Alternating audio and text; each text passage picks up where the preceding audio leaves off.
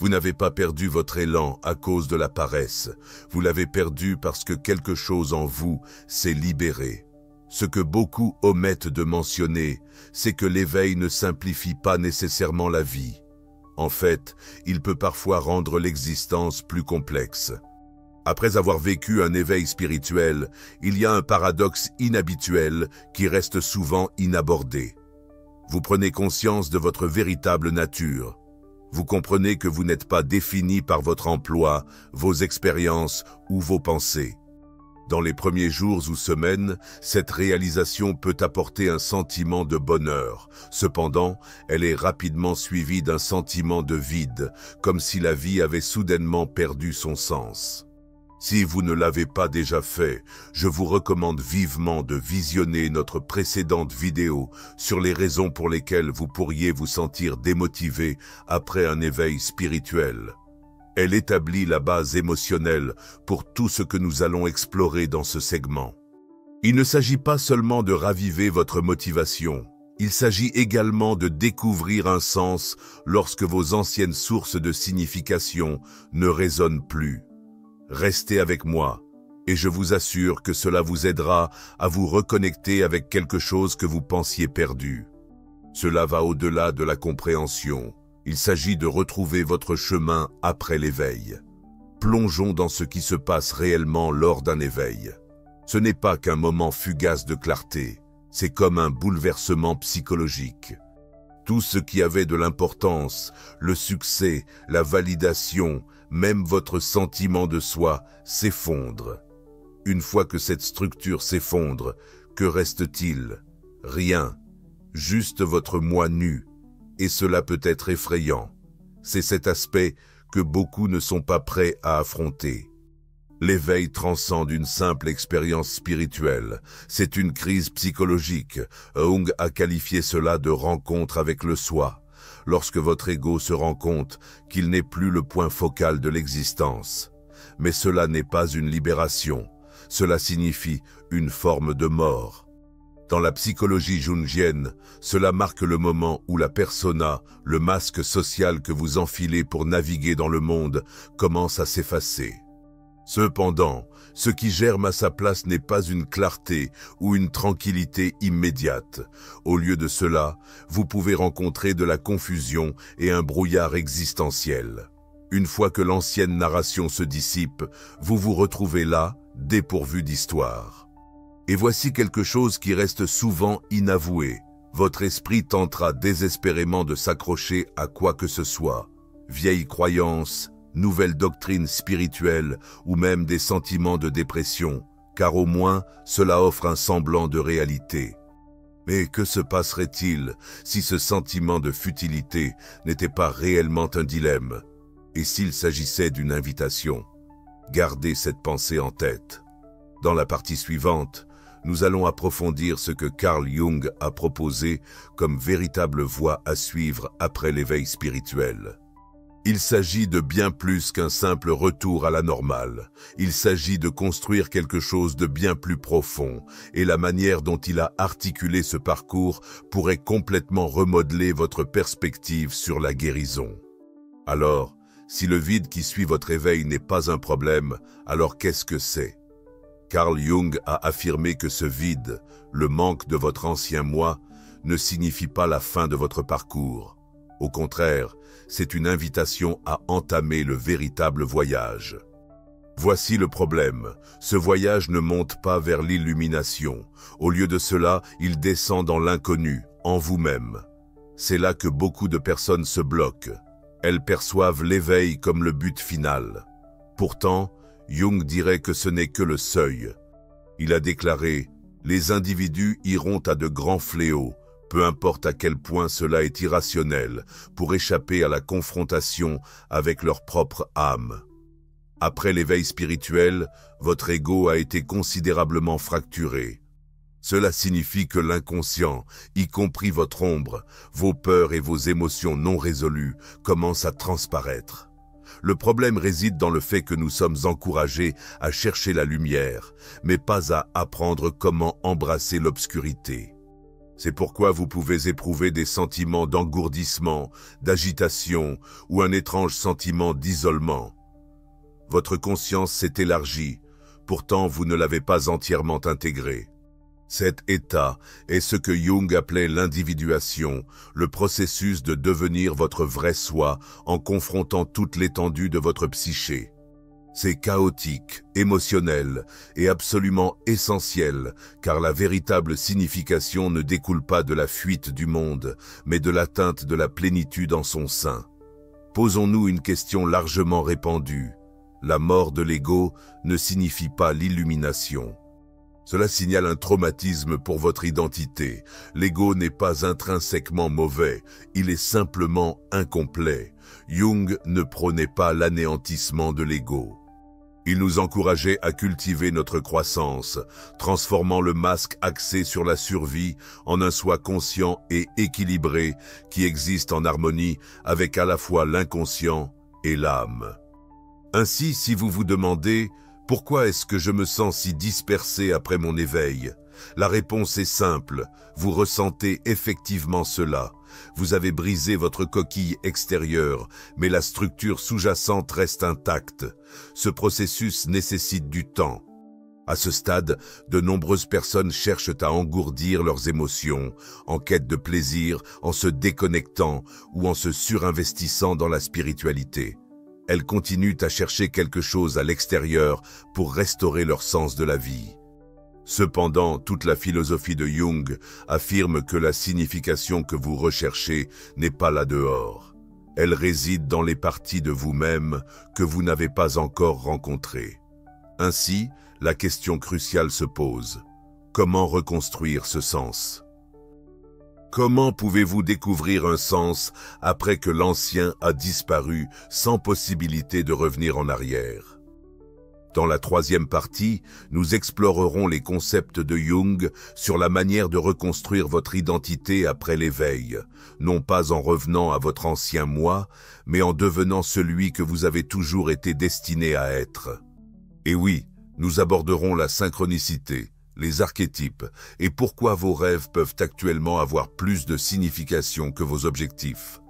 Peut-être l'avez-vous ressenti, un désir, comme si quelque chose voulait progresser, mais vous vous trouvez dans une sorte de limbo entre votre ancienne identité et celle dans laquelle vous évoluez. Il se peut que vous ayez l'impression d'attendre un signal de la vie, mais ce signal n'arrive jamais. Carl Jung a qualifié cette phase de reconstruction du soi. La réalité est que la plupart des gens échouent à aller au-delà. Ils reviennent à de vieilles habitudes, ou pire encore, restent dans le brouillard post-éveil pendant des années, s'engourdissant avec des distractions ou du détachement. Pourtant, ce que Jung a découvert, cela pourrait vous surprendre, c'est que le chemin de sortie ne consiste pas à en faire plus ou à chercher de la motivation. Il réside dans la compréhension de la structure de votre monde intérieur. Discutons de la notion d'archétype de Jung, des modèles universels de la psyché humaine. Considérez-les comme des plans internes qui vous aident à comprendre la personne que vous devenez, le héros, le chercheur, le sage, l'orphelin. Ce ne sont pas de simples illusions. Ce sont des schémas transformateurs. Une fois que vous avez activé vos anciens archétypes, tels que l'accomplisseur, le pleaseur ou le survivant, ces rôles peuvent ne plus vous servir. C'est pourquoi tout peut sembler sans but maintenant. Vous n'avez pas échoué, vous avez simplement dépassé votre ancienne identité. Et c'est significatif, car cela vous donne le pouvoir de choisir, non par peur ou conditionnement, mais à partir d'un lieu d'authenticité. Jung a articulé que l'objectif n'est pas de devenir vertueux ou même spirituel, il s'agit d'atteindre la complétude.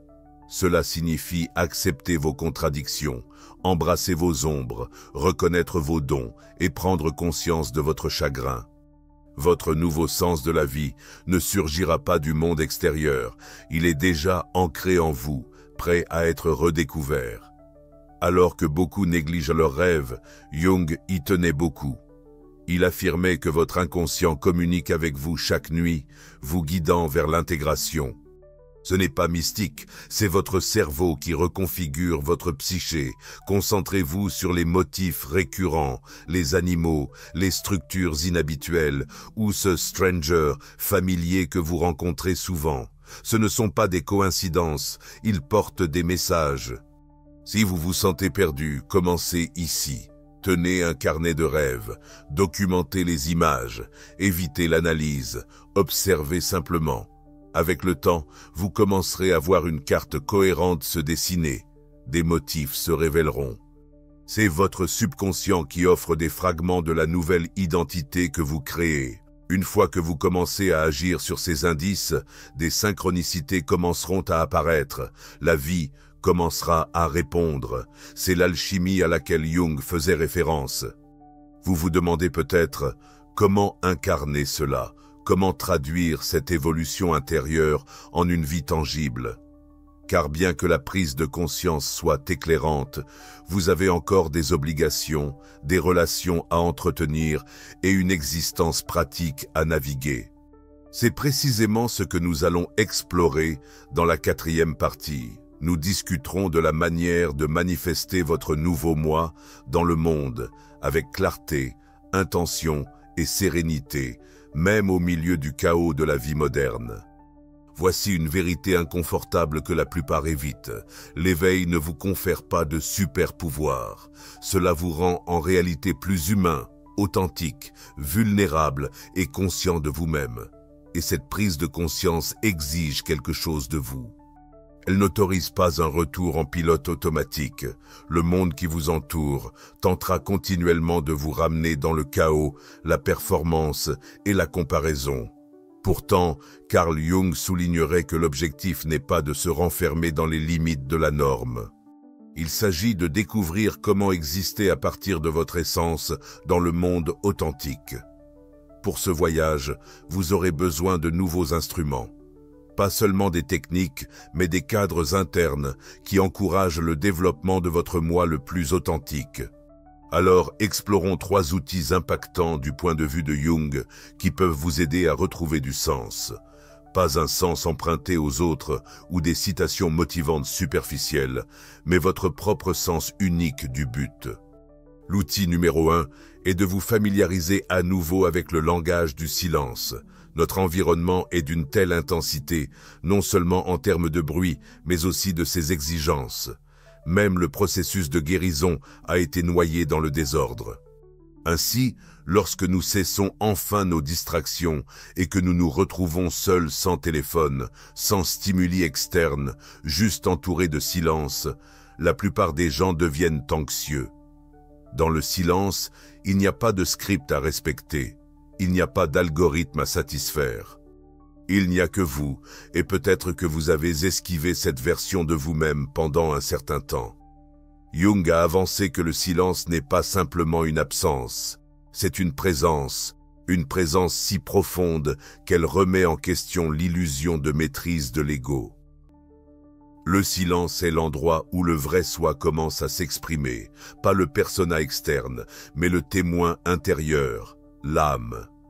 Cependant, voici le secret. N'entrez pas dans le silence en vous attendant à découvrir quelque chose d'extraordinaire. C'est encore l'ego qui agit. Au lieu de cela, accueillez le silence sans la contrainte de réaliser quoi que ce soit. Laissez-le être effrayant. Laissez la monotonie émerger. Autorisez l'inconfort à se répandre sur votre peau. Cela représente le purgatoire de votre psyché face à l'addiction au bruit. Dans cette immobilité, des motifs apparaissent. Vous commencerez à discerner ce que votre système nerveux essaie de transmettre. Vos émotions refoulées trouveront leur voie et finalement, une conscience tranquille émergera non pas d'une pensée cognitive, mais d'une vérité incarnée. C'est ici que les fondations de la signification se construisent, car le silence crée de la place pour votre propre autorité. Et en effet, il peut être déroutant de réaliser que personne, ni vos parents, ni vos leaders spirituels, ni les systèmes, ne peut déterminer ce qui est juste pour votre âme. Cette responsabilité repose uniquement sur vous. Pourtant, c'est là que réside votre libération. C'est ici que la signification prend racine. L'outil numéro 2 consiste à récupérer votre mythe personnel. Après un éveil, beaucoup de gens se sentent déconnectés du jeu de la vie. Les emplois peuvent sembler superfétatoires, les objectifs manquent de substance et les relations peuvent sembler simplement transactionnelles. Cependant, Jung dirait « Vous n'êtes pas au-delà du monde, vous avez simplement dépassé le récit que vous avez emprunté. » Il est temps de renouer avec le mythe que vous êtes censé incarner. Chaque âme possède un mythe, un schéma d'existence distinct qu'elle cherche à exprimer. Souvent, cette vérité n'est pas immédiatement évidente, elle peut être dissimulée par des années de conditionnement. Cependant, si vous plongez profondément, vous pouvez découvrir des indices. Réfléchissez à votre enfance. Quelles activités faisiez-vous sans effort avant l'apparition de la honte? Qu'est-ce qui vous faisait perdre la notion du temps simplement parce que cela résonnait en vous? Même si cela semble enfantin, excentrique ou peu productif, il y a un fil de signification à l'intérieur. Jung croyait que ces premières manifestations ne sont pas de simples coïncidences. Elles offrent un aperçu du soi avant les modifications apportées par le monde. Ce voyage concerne moins la fixation d'objectifs et davantage la résonance avec ce que la vie souhaite exprimer à travers vous. Ce qui réapparaît constamment, malgré vos tentatives de le réprimer, est votre mythe qui vous appelle, et il ne ressemblera au voyage de personne d'autre, car il est unique. L'outil numéro 3 consiste à transformer votre souffrance en art. Une des plus grandes idées reçues dans notre culture est que la créativité découle de la joie et que l'art est réservé aux talentueux. Jung réfuterait complètement cette notion. Il reconnaissait l'expression créative comme le mécanisme inhérent de la psyché pour l'auto-guérison.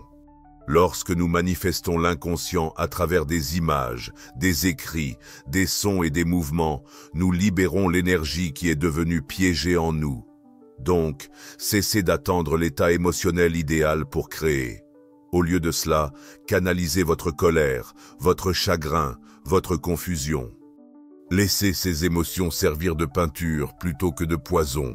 Vous n'avez pas besoin d'être un artiste professionnel. Vous devez vous exprimer. Faites-le avec la spontanéité d'un enfant, curieux, chaotique et sans excuse. Pas pour la validation sur les réseaux sociaux ou pour poursuivre la perfection, mais parce que quelque chose en vous désire d'émerger. Et voici la réalité. Plus vous lui permettez d'être authentique et brut, plus cela se transforme en quelque chose d'extraordinaire. Vous ne découvrez pas seulement un sens à travers ce processus, mais vous générez également une signification pour les autres. Pour résumer, l'intégration ne consiste pas à revenir à votre ancien moi. Il s'agit de libérer tout ce qui n'est pas véritablement vous et de vivre à partir de la clarté qui reste. Le silence permet d'accéder à votre voix intérieure. Votre mythe personnel vous guide et la créativité insuffle le courage nécessaire pour le mettre en vie. Oui, l'éveil peut nécessiter de sacrifier certaines choses, des relations, des identités, des carrières, mais si ces éléments étaient basés sur des illusions, alors ils n'ont jamais vraiment été les vôtres. La véritable récompense réside dans un sens authentique, un sens que personne ne peut vous enlever, car c'est quelque chose que vous avez redécouvert par vous-même. Si cette vidéo a résonné avec quelque chose de sincère en vous, sachez que vous n'êtes pas seul. Ce voyage peut être isolant, mais c'est aussi l'une des expériences les plus profondes que vous entreprendrez. Alors, je vous pose une question. Quelle est une vérité que vous avez confrontée depuis votre éveil et qui a radicalement changé votre perception de vous-même ou du monde qui vous entoure? Partagez-la dans les commentaires. Vous ne saurez peut-être jamais qui votre histoire pourrait aider. Et si ce n'est pas encore fait, assurez-vous de vous abonner à Fractal Wisdom. C'est un refuge pour les chercheurs, les marginaux et les penseurs profonds désireux de cultiver une vie ancrée dans la vérité plutôt que dans l'illusion. Merci d'être présent ici.